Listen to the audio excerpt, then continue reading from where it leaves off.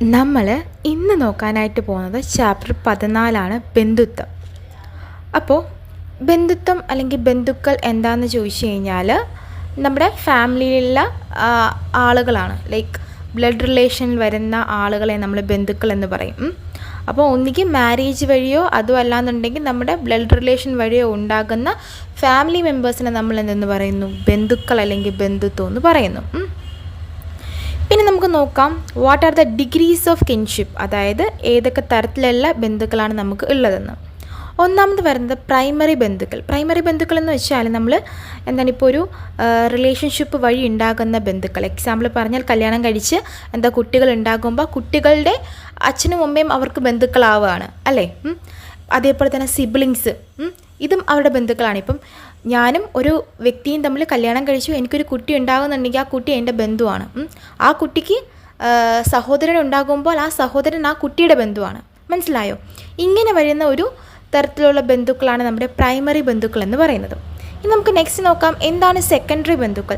Secondary ബന്ധുക്കൾ എന്ന് പറയുമ്പോൾ ഇപ്പോൾ എക്സാമ്പിൾ പറഞ്ഞാൽ നമ്മുടെ ഗ്രാൻഡ് പാരൻസ്, ആൻറ്റീസ്, കുറച്ചും കൂടി അകന്ന ബന്ധുക്കൾ. ഓക്കെ, അങ്ങനെയുള്ള ആളുകളെ എന്താണ് പറയുന്നത്, നമ്മൾ എക്സ്റ്റെൻഡഡ് ബന്ധുക്കൾ എന്ന് പറയാം, എക്സ്റ്റെൻഡഡ് ഫാമിലി മെമ്പേഴ്സ് എന്ന് വേണമെങ്കിൽ പറയാം. തേർഷറി എന്ന് പറയുമ്പോൾ എന്താണ്, കുറച്ചും കൂടി അകന്നത്. ഇപ്പം ഗ്രാൻഡ് പാരൻസ് അല്ലെങ്കിൽ ഗ്രാൻഡ് മദേഴ്സ് എന്നൊക്കെ നമ്മൾ പറയത്തില്ലേ, അങ്ങനെയുള്ള അകലം കൂടുന്നതനുസരിച്ച് ബന്ധുക്കളുടേത് മാറി വരും. ഓക്കെ, ഇപ്പോൾ പ്രൈമറി എന്ന് പറയുമ്പോൾ കുറച്ചുകൂടി അടുത്ത് നിൽക്കുന്നു, സെക്കൻഡറി കുറച്ച് അകന്ന ബന്ധുക്കൾ, തേർഷറി എന്ന് പറയുമ്പോൾ കുറച്ചും കൂടി അകന്ന വേറൊരു ജനറേഷനിലുള്ള ബന്ധുക്കൾ. ഇത്രയുമാണ് ഡിഗ്രീസ് ഓഫ് കിൻഷിപ്പിൽ വരുന്നത്. ഇനി നമുക്ക് നോക്കാം discuss various kinship usage or the behaviour. അതായത് നമ്മളീ പറഞ്ഞു ഈ ബന്ധുക്കൾക്കിടയിലുള്ള പെരുമാറ്റ രീതി എങ്ങനെയൊക്കെയാണെന്ന് നമുക്ക് നോക്കാം. നമുക്കറിയാം ബന്ധുക്കൾക്കിടയിൽ എന്താണ്, ചില ബന്ധുക്കൾ നമ്മൾ എന്ത് ചെയ്യണം, കുറച്ച് ആളുകളിൽ നിന്നും അകന്ന് നിൽക്കണം. കാരണം അവരുടെ ക്യാരക്ടേഴ്സ് കാര്യങ്ങൾ നമുക്കറിയാം, എല്ലാവരും ഒരേപോലെ ആവണമെന്നില്ല. അപ്പം ചില ബന്ധുക്കളെ അകറ്റി വേണമെങ്കിൽ നിർത്താം.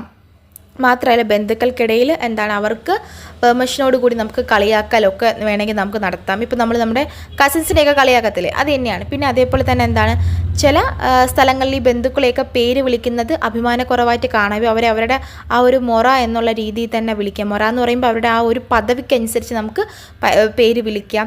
മാത്രമല്ല ഈ ഹിന്ദുക്കൾക്കിടയിൽ ഈ അമ്മാവന്മാർക്ക് ഭയങ്കര പ്രാധാന്യമാണ് ഉള്ളത്.